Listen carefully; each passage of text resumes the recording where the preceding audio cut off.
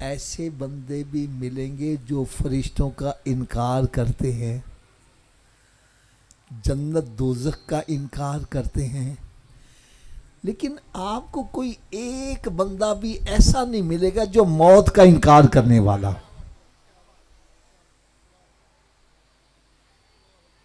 کوئی ہندو ہے، سکھ ہے، عیسائی ہے، وہ مرتد ہے، مسلمان ہے، کافر ہے، موت کا انکار کوئی بھی نہیں کر سکتا۔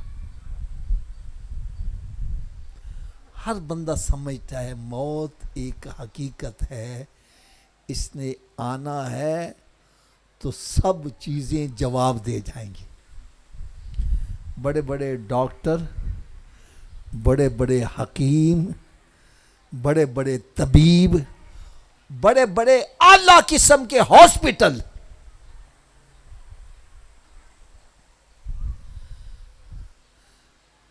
ابھی کچھ عرصہ پہلے مجھے ایک علاقے میں اصالِ ثواب کی محفل تھی، وہاں پر مجھے دعوت دی گئی، اور حضرت صاحب وہ علاقے کا بہت ہی پر اثر بندہ تھا، با اثر بندہ۔ میرا خیال ہے ہزاروں کی تعداد میں اس محفل میں لوگ آئے تھے، اور اس کے عزیز و اقربا بتلا رہے تھے کہ اس دنیا میں سب سے ٹاپ کا جو ہاسپٹل ہے امریکہ کے اندر، کہنے لگے ہم نے علاج کے لیے وہاں پر اس کو داخل کروایا، لیکن جب موت کا وقت آ گیا تو کوئی دوائی بھی کام نہیں کر سکتی، کوئی ڈاکٹر بھی کام نہیں کر سکا۔ ہم لوگ تو سمجھتے ہیں یار اے بیچارہ ڈاکٹر کو نہیں جا سکیا، یہ غریب تھا، اس کے پاس دوائی کے پیسے نہیں تھے۔ میں کہتا ہوں یار جن کے پاس پیسے ہیں، تمام آسائشیں موجود ہیں۔ بلکہ آپ کو ایک بڑی مزیدار میں بات بتلاؤں، میری والدہ ماجدہ اللہ تعالیٰ ان کے مزار پر انوار پر کروڑوں رحمتوں کی بارش نازل فرمائے، وہ امرتسر کی رہنے والی تھی۔ جب ہندوستان پاکستان بنا نا تو مائگریٹ ہو کے یہاں لاہور آئے تھے۔ وہ بتلائے تھے کہ ہمارے وہاں امرتسر میں ایک ڈاکٹر تھا، اس کی پریکٹس بڑی چلتی تھی، بڑی دنیا آتی تھی۔ تو کہنے کہ میں چھوٹی سی تھی، تو جب مجھے پتا چلا کہ ڈاکٹر کا بیٹا فوت ہو گیا ہے تو میں بڑی حیرانی پڑا، ڈاکٹر کا پتر بھی فوت ہو سکتا ہے۔ یار میں نہ ہاتھ باندھ کر آپ سے ایک بات کہوں گا، ناراض نہ ہونا، جب موت اتنی بڑی حقیقت ہے، اتنی بڑی حقیقت ہے کہ کوئی بندہ بھی اس کا انکار نہیں کرتا، تو پھر ہم موت کی تیاری کیوں نہیں کریں؟ کیوں غافل بنے ہوئے ہیں؟ دنیا کے چکروں میں پڑے ہوئے ہیں، یہ بھی آ جائے، یہ بھی ہاتھ آ جائے، یہ بھی ہاتھ آ جائے، یہ بھی ہاتھ آ جائے۔ اور قرآن کیا کہہ رہا ہے؟ وَمَا هَٰذِهِ الْحَيَاةُ الدُّنْيَا إِلَّا لَهْوٌ وَلَعِبٌ، یہ دنیا کھیل تماشا ہے۔ کھیل تماشے سے کیا مراد ہے؟ آپ نے دیکھا ہوگا چھوٹے چھوٹے بچے کھلونوں سے کھیل رہے ہیں، ادھر شیر رکھا ہے، ادھر گڑیا، ادھر گاڑی ہے، یہ سب کچھ ساجا ہوا ہے، پھر بچہ اٹھ کے آرام سے چلا جاتا ہے، وہ سب ویسے کا ویسے۔ فرمایا یہ کھیل تماشا، بندہ بھی سب کچھ سجا کے بیٹھا ہے، جب موت آتے اٹھ کے چلا، سارا کچھ ویسے کا ویسے ہی پڑا رہ جاتا۔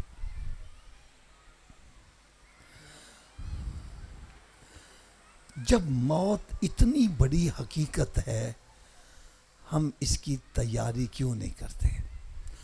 آؤ آج میں آپ کو ایک بڑی پیاری حکایت عرض کرتا ہوں۔ یہ ہمارے بزرگوں کا طریقہ ہوتا ہے، جب کوئی مشکل مسئلہ سمجھ نہ آتا ہو تو وہ مثال یا حکایت بیان کر دیتے ہیں۔ جب حکایت سمجھ میں آ جائے، مثال سمجھ میں آ جائے تو مشکل مسئلہ آسان ہو جاتا ہے۔ میں بھی ایک چھوٹی سی حکایت بیان کروں گا۔ یہ ہمارا ملک پاکستان ہے، اس میں انتقال اقتدار کا جو ذریعہ ہے وہ ووٹ کاسٹنگ ہے۔ 5 سال کے بعد الیکشن ہوتے ہیں، جو پارٹی کامیاب ہو جائے وہ حکومت کرتی ہے. 5 سال کے بعد پھر الیکشن ہوتے ہیں، پھر اگر وہ پارٹی کامیاب ہو جائے وہی کرے، ورنہ دوسری پارٹی آ جاتی ہے. یہ ایک ہمارا انتقال اقتدار کا ایک قانون ہے، یہاں دستور ہے. لیکن ایک ملک کا کچھ دستور جدا ہی تھا. انہوں نے ایک کمیٹی بنائی ہوئی تھی، وہ کمیٹی جس کو چاہتی سلیکٹ کر لیتی، بادشاہ بنا دیتی، اور جس کو بادشاہ بنا دیتی 5 سال تک اس کو کھلی چھٹی ہوتی، جیسے مرضی حکومت کر.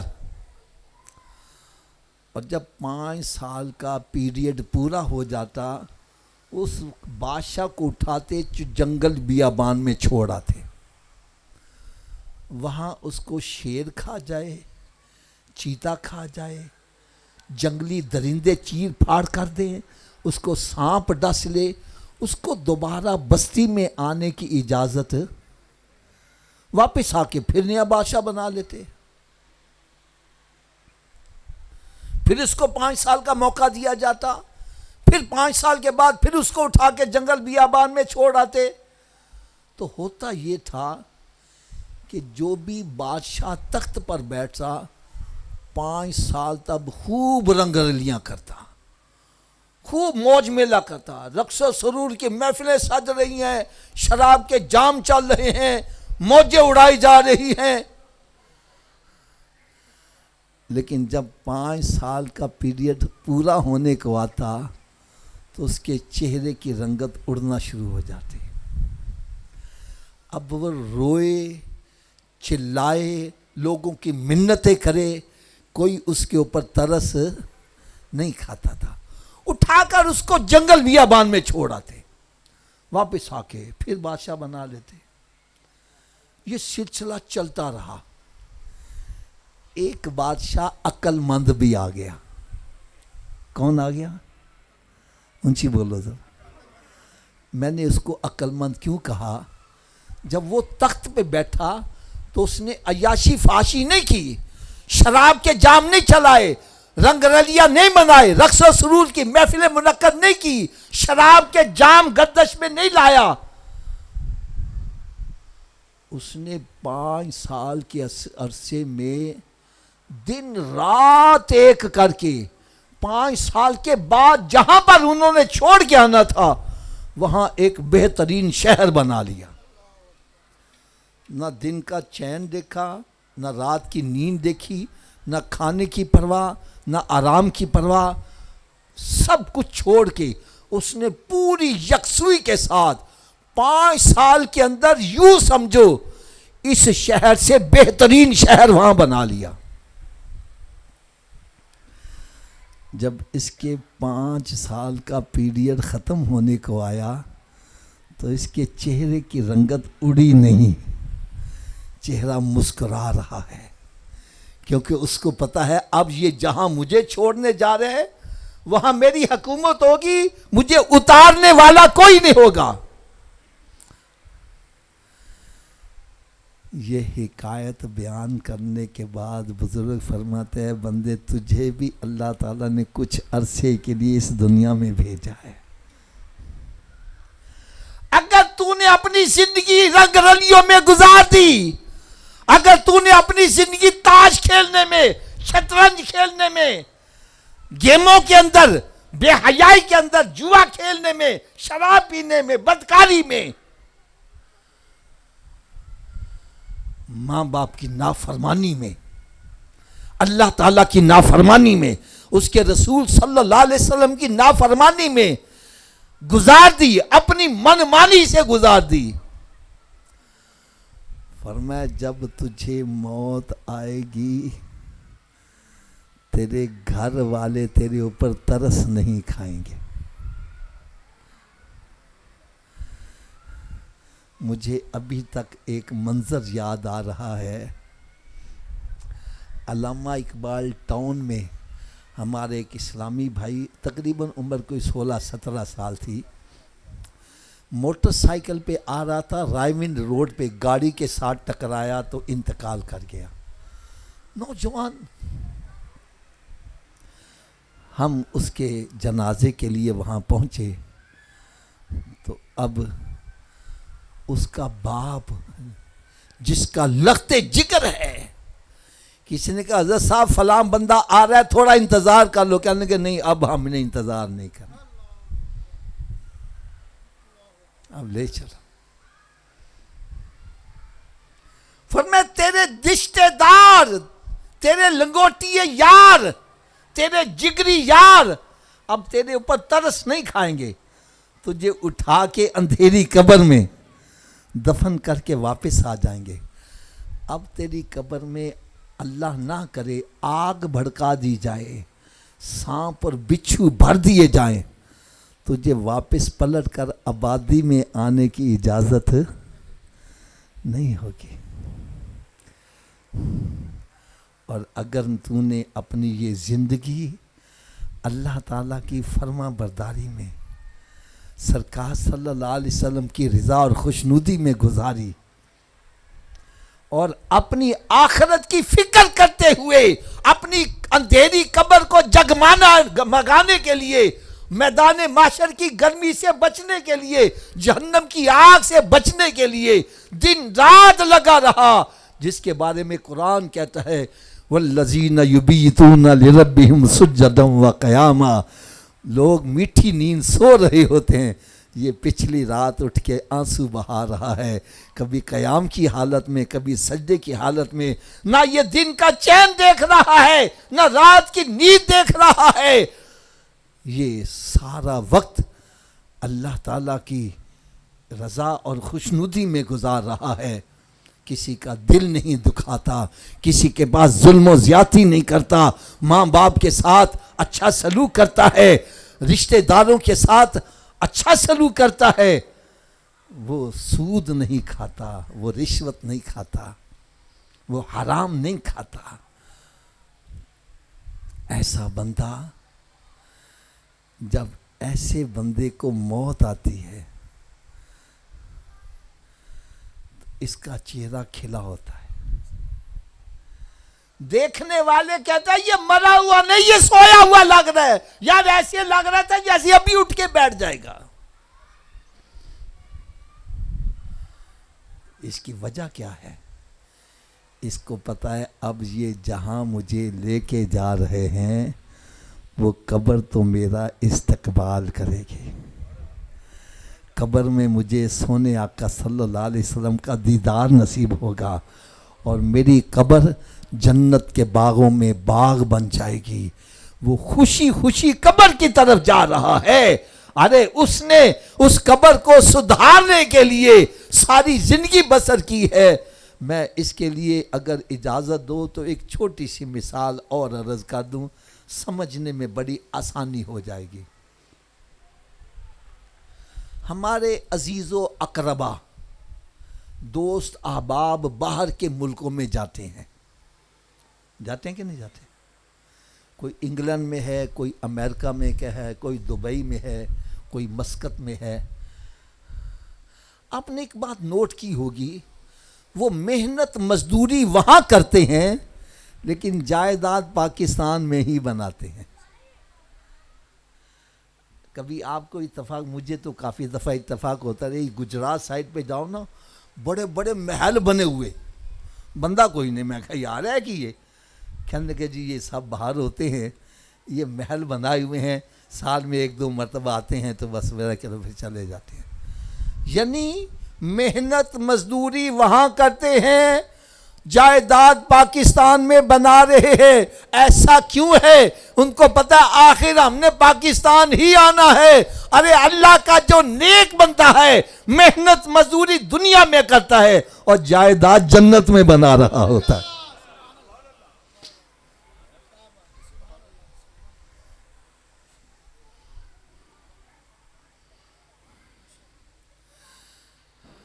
ہمارے بزرگ جن کو ماموں لطیف کے نام سے یاد کرتے تھے،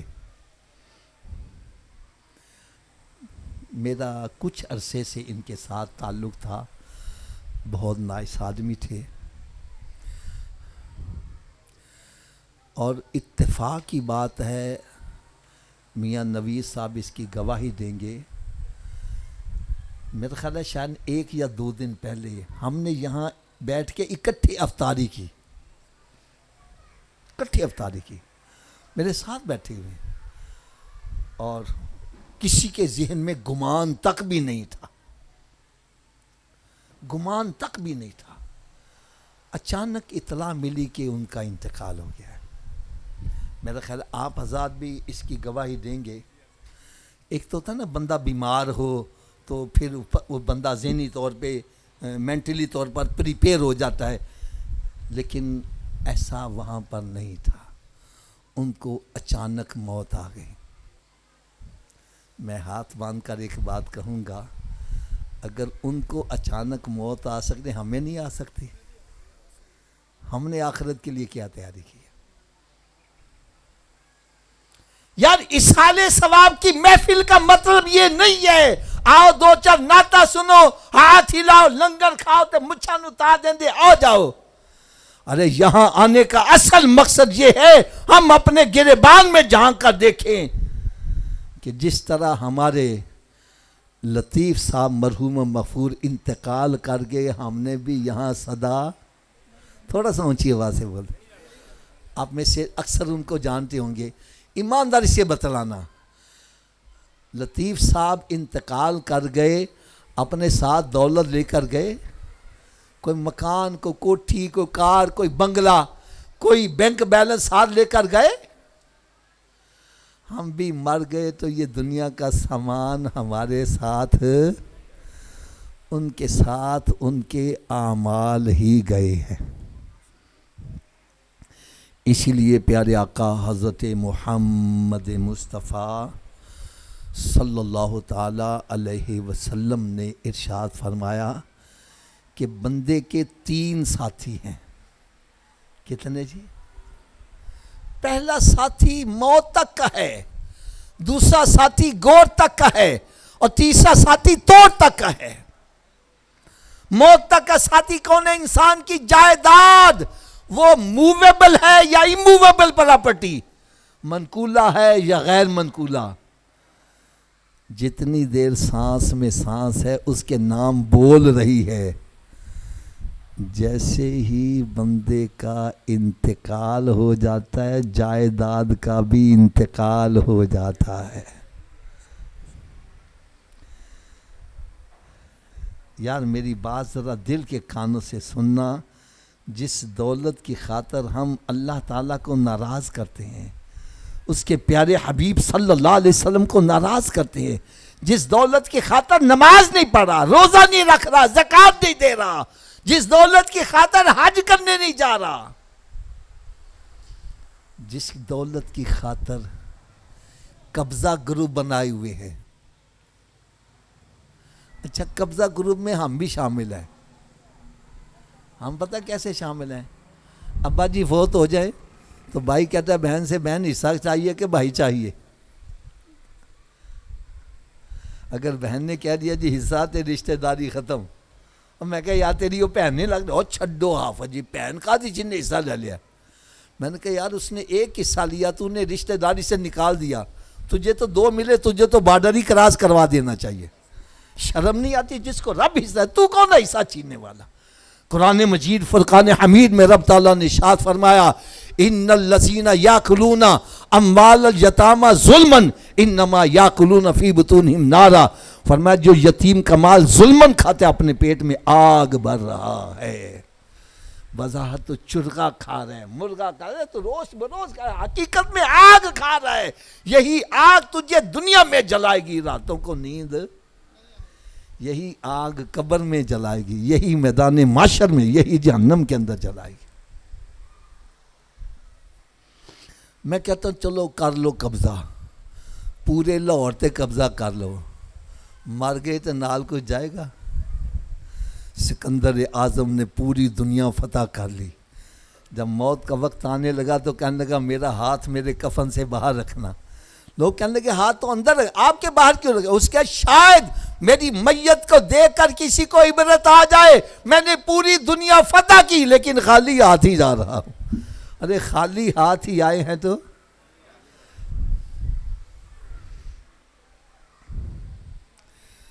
یاد رکھو، جس دولت کی خاطر ہم اللہ تعالیٰ کو ناراض کرتے ہیں، اس کے پیارے حبیب صلی اللہ علیہ وسلم کو ناراض کرتے ہیں، جب موت آئے گی سب سے پہلے یہ دولت ہی ہمارا ساتھ چھوڑے گی۔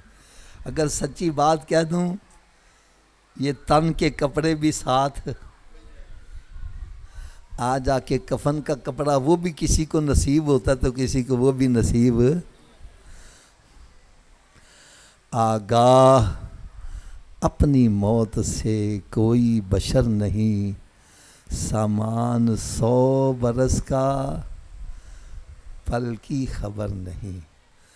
دوسرا ساتھی ہے گور تک کا، وہ ہے رشتہ دار، عزیز و اقربا، دوست احباب، لنگوٹی یار۔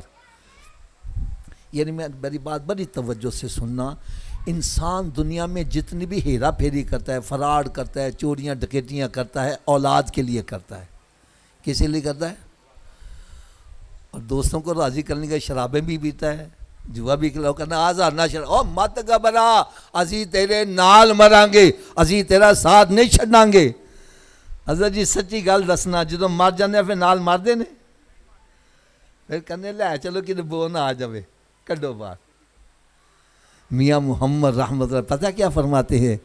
کتھے نہیں تیرے کار والے جنہ لئی سے تو پاپ کماندا، جڑے کہندے سی مران کے نال تیرے، اجو نوی بازیاں ہاریاں نہیں۔ ارے جن کو راضی کرنے کے لیے تو رب کو ناراض کرتا رہا، آج اندھیری قبر میں منو مٹی کے نیچے دفن کر کے واپس آ جائیں گے، کوئی قبر میں ساتھ۔ اب توڑ کا ساتھی کون ہے؟ وہ ہیں بندے کے اعمال۔ اونچی بولو کیا ہے؟ نیک ہیں تو وہ بھی ساتھ ہی جائیں گے، اللہ نہ کرے اگر برے ہیں تو۔ اسی لیے پیارے آقا حضرت محمد مصطفیٰ صلی اللہ تعالی علیہ وسلم نے ارشاد فرمایا کہ قبر یا تو جنت کے باغوں میں ایک باغ بن جائے گی یا پھر دوزخ کے گڑھوں میں گڑھا بن جائے گی۔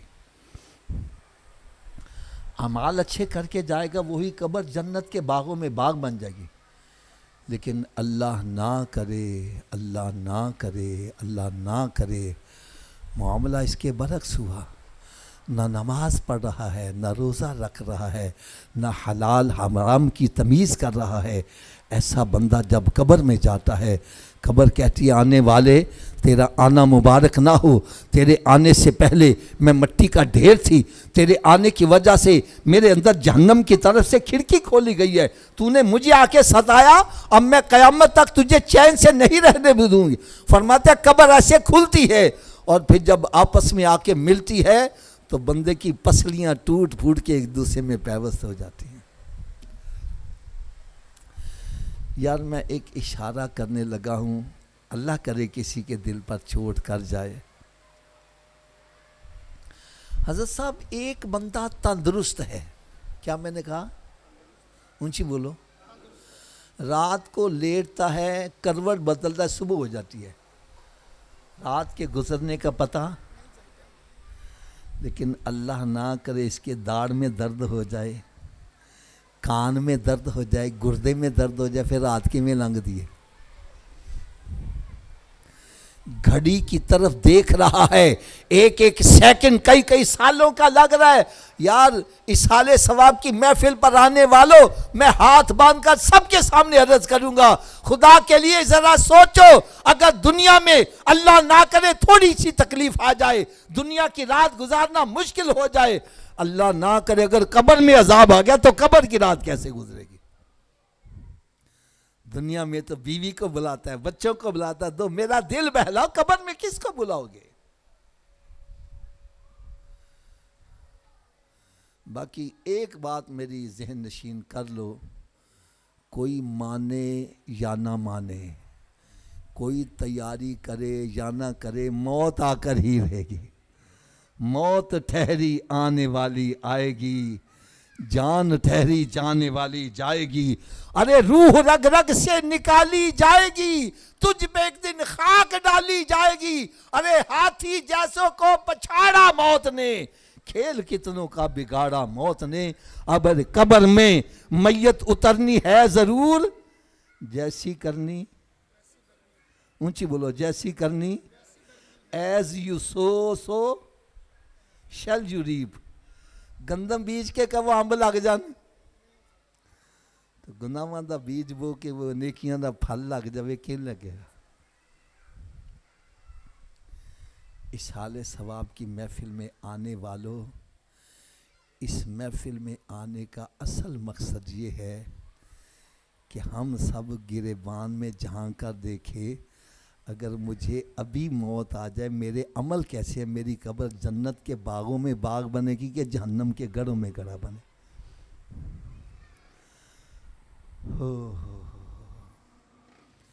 اگر آپ کہیں حافظ صاحب ہماری تو تیاری ہے، تو بھائی بڑی اچھی بات ہے، لیکن اس تیاری کو چیک اپ کر لینا چاہیے۔ کیا کرنا چاہیے؟ دیگ میں سے ایک دانہ چیک کر لو، ساری دیگ کھانے کی ضرورت، میں بھی صرف ایک ہی دانہ چیک کروں گا۔ پیارے آقا حضرت محمد مصطفیٰ صلی اللہ تعالی علیہ وسلم نے ارشاد فرمایا، قیامت کے روز مسلمان سے سب سے پہلا سوال کون سا ہوگا؟ یار اتنی آواز سے بولو جن کو نہیں پتہ ان کو بھی پتہ چل جائے۔ کون سا ہوگا؟ نماز کا۔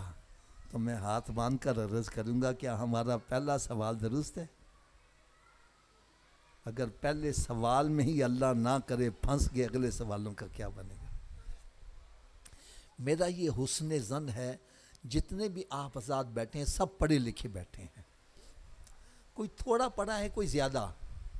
آپ سب اس بات کو تصدیق کرو گے، جب ہم ایگزامینیشن ہال میں بیٹھتے ہیں پہلا سوال صحیح ہو جائے اگلے مشکل بھی ہوں تو آسان ہو جاتا، اگر پہلے چیز اٹک جائے تو اگلے مشکل ہو جاتے ہیں۔ چلو میں گیس لگواؤں، آپ بے شک تیاری نہ، آپ کہو گے حافظ صاحب نے تکا لگایا، پتہ نہیں آتا بھی ہے کہ نہیں آتا، لیکن میرے آقا کا فرمان غلط ہے؟ اونچی بولو ذرا۔ جب سرکار صلی اللہ علیہ وسلم نے فرما دیا پہلا سوال ہی نماز کا ہوگا، پھر ہمیں نمازی بننا چاہیے کہ نہیں بننا چاہیے؟ ابھی سب کی آواز نہیں آ رہی، اگر نہیں آ رہی تو چلو دیکھو، بعض بندے کہتے ہیں نا یار اسی مولویاں دی گل نہیں مانتے، میں کہا چلو یار میں تہاڈی مان لینا ہوں، جو آپ فیصلہ کر لو گے میں قبول کر لوں گا، اب فیصلہ میں آپ سے کروانے لگا ہوں، مجھے امید ہے کہ آپ فیصلہ صحیح کرو گے، جب فیصلہ آپ کرو گے تو آپ اس فیصلے پر پہرا بھی تو دو گے نہیں۔ لو جی پہلا سوال میرا آپ سے ہے، آپ کے والد صاحب یا پیر صاحب آپ کے لیے مدینہ شریف سے تحفہ لائیں، وہ تسبیح بھی ہو سکتی ہے، ٹوپی بھی ہو سکتی ہے، رومال بھی ہو سکتا ہے، اگر آپ اس تحفے کو ضائع کر دو، جھوٹ نہ بولنا، اونچی آواز سے جواب دینا، تحفہ لانے والا خوش ہوگا کہ ناراض ہوگا؟ تھوڑا سا اونچی آواز۔ تو بھائی جو تحفہ مدینہ شریف سے لایا جائے، جو تحفے کی قدر نہ کرے، تحفہ لانے والا ناراض ہو جائے، تو کبھی سوچا ہے نماز کہاں کا تحفہ ہے؟ یہ تو لامکانوں کا تحفہ ہے، یہ تحفہ بھیجنے والے رب العالمین ہیں اور لانے والے رحمت للعالمین ہیں۔ جو اس تحفے کو ضائع کر رہا ہے، ایمانداری سے بتلا، اس سے رب راضی ہو جائے گا؟ سرکار راضی ہو جائیں گے؟ تو ہمارا مومن کا تو دنیا میں آنے کا مقصد ہی یہی ہے، اس سے رب بھی راضی ہو جائے، اس کا رسول بھی راضی ہو جائے۔ اگر ابھی بھی سمجھ نہیں آئی، ایک اور فیصلہ آپ سے کروا لیتے ہیں۔ لو جی حضرت صاحب آپ نے فیصلہ کرنا ہے، مکان ہے آپ کا اپنا، اس کو لگا ہوا ہے تالا، بغیر چابی کے گھر میں داخل ہو جاؤ گے؟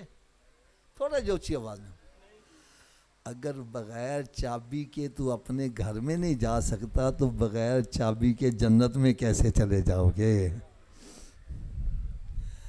آپ کہوں گے حافظ صاحب جنت کی چابی کیا ہے؟ تو میں کہوں گا بھائی مجھ سے نہ پوچھو، جس نبی کا میلاد مناتے ہو اس میلاد والے آقا سے ہی پوچھ لو جنت کی چابی کیا ہے۔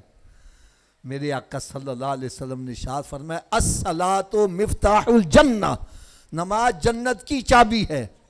اونچی بولو نماز جنت کی، اونچی بولو نماز جنت کی۔ کیوں جی چابی کے بغیر جنت کا تالا کھول لو گے؟ چلو تسی دسو جی چابی کا بندوبست مرن تو بعد کرنا ہے کہ پہلے کرنا ہے؟ تو پھر کر دے کیوں نہیں؟ جب مسجد سے آواز آتی ہے حی علی الصلاۃ، آؤ چابی کے لیے، کیوں بیٹھا گپے مار رہا ہے، کیوں بیٹھا فلمیں ڈرامے دیکھ رہا ہے، کیوں بیٹھا کاروبار کر رہا ہے؟ ارے تجھے چاہیے سب کام چھوڑ کے مسجد کی طرف آ۔ کوئی پوچھے حضرت جی کدھر چلے جے؟ بتلا میں جنت کی چابی لینے جا رہا ہوں۔ یار میرے دل میں ایک خواہش ہے، اگر یہ غلط ہے تو آپ میری اصلاح کر دیجیے، اگر صحیح ہے تو اس کو پورا کیجیے گا۔ میں چاہتا ہوں یہ محفل کوئی فیصلہ کن محفل ہو، یہ ہمارے لیے سبق آموز محفل ہو۔ محفل کا مقصد تو ہونا چاہیے نا۔ اب تھوڑا سا اونچی آواز سے بولو، بغیر چابی کے جنت کا تالا کھول لیں گے؟ اور اگر چابی کا بندوبست نہ کیا تو پھر کہاں جانا پڑے گا؟ اب فیصلہ کرو کہاں جانا ہے۔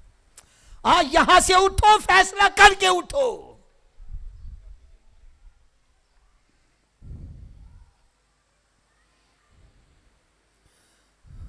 تو تھوڑا سا اونچی آواز سے بولیے گا، دوزخ کی آگ برداشت ہو جائے گی؟ اگر نہیں کر سکتے تو دوزخ سے بچنے کے لیے جنت کا بندوبست کرنا پڑے گا۔ چلو حضرت صاحب آپ بتلاؤ، کیا ہر چابی ہر تالے کو لگ جاتی ہے؟ اس کی کیا وجہ ہے؟ نہیں، اس کا صحیح جواب پتہ کیا ہے؟ تالے کے اندر لیور ہوتے ہیں، جتنے لیور کا تالا ہوگا چابی کو اتنے دانتے پڑے ہوں گے تو چابی گھومے گی، چابی گھومے گی تو تالا کھلے گا۔ ایسا ہی ہے نا جی؟ تو آؤ ہمارے بہرحال سارے اس کو ماما جی کہتے ہیں نا، ماما لطیف کی اس حال ثواب کی محفل میں آنے والوں، میں آپ کو یہ بھی بتلا جاؤں، جو جنت کو تالا لگا اس کے 5 لیور ہیں۔ کتنے لیور ہیں جی؟ اونچی بولو۔ پہلے لیور کا نام ہے فجر، دوسرے کا نام اونچی بول دو یار، تیسرے کا، چوتھے کا، 5ویں کا۔ جو ایک نماز پڑھتا ہے ایک دانتا ڈال ہے، ایک دندے نہ تالا کھل جائے گا، 2 سے کھل جائے گا، 3 سے، حضرت صاحب 4 سے تو کھل جائے گا نا، کب کھلے گا؟ تو پھر آج کے بعد کتنی نمازیں پڑھنی ہیں؟ اچھا سب کی آواز نہیں آ رہی، اچھا سب کی آواز پتہ کیوں نہیں آ رہی؟ حافظ جی 5 پڑھیں گے کیویں؟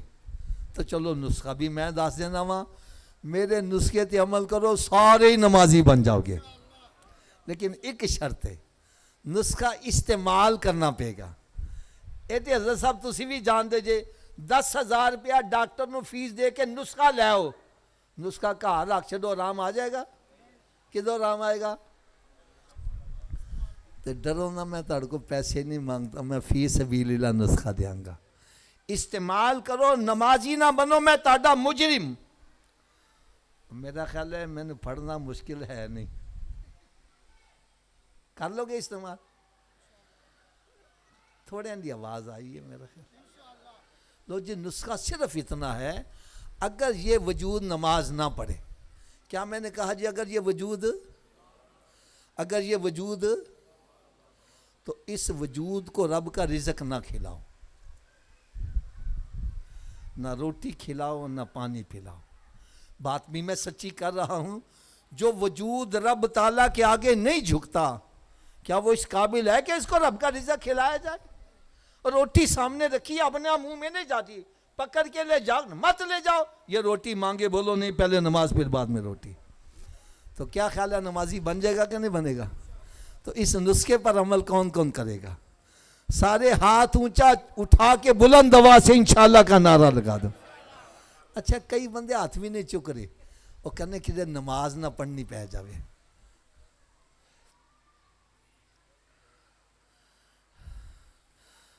کہنے نے ہاتھ چک لیتے نماز نہ پڑھی اور گناہ گار ہو جاؤں گے.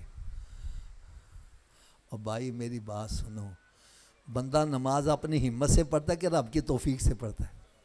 مجھے بولو, جب توفیق رب نے دینی ہے تو پریشان کیوں ہو رہا ہے یار؟ غوث پاک نگاہ مارے چور کو کتب بنا دے, اللہ تعالیٰ ہمیں نمازی نہیں بنا سکتا یار؟